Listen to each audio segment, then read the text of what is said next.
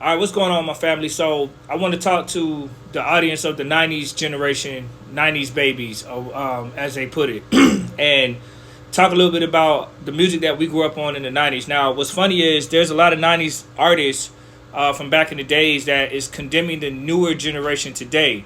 And I would ask the '90s artists if they were able to see this video, how can you condemn today's artists when you did the same exact thing they're doing today? Like, they weren't first, you were first. You started this trend. And in the early '90s, we started seeing music from, like, say, Patti LaBelle, Luther Vandross, Anita Baker, you know, Public Enemy, Grandmaster Flash, those type of artists. None of them ever talked about killing their community, putting drugs into their community. You know, these people were talking about things of positive. You know, Houdini, like One Love. People were talking about relationships, building families.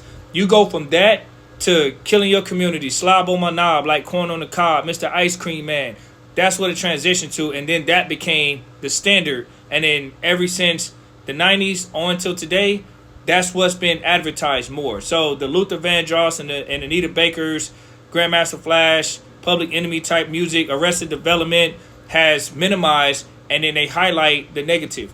Now, it is true that there are label owners that don't come from these communities, that look nothing like the people of these communities, are endorsing this music and pushing the narrative. Yes, that's true.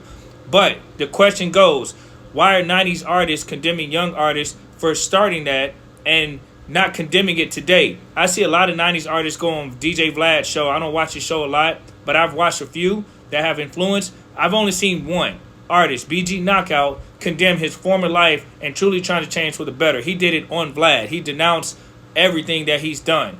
That's impressive. But I've seen a lot of '90s artists that are older in years, and then while they're talking trash about the younger generation, they're still living in the limelight of their '90s mystique that they had to kids. And whether we like it or not, guys, when we hear the lyrics of what we grew up on, how is it different than today? You know what I mean? Like, the content and the substance at its core is the same. They still talk about killing their community and drugs. Like, that's not positive. You know what I mean? And we look at these people as real people. I see older artists today on versus battles fighting on stage as opposed to doing a united battle. And then they still get praised for it. They still got fans loving it.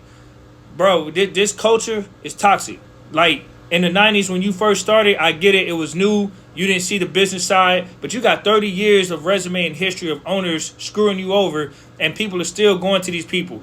If you don't rap about this stuff, they can't profit off of it. And your community will not be destroyed by it. Simple.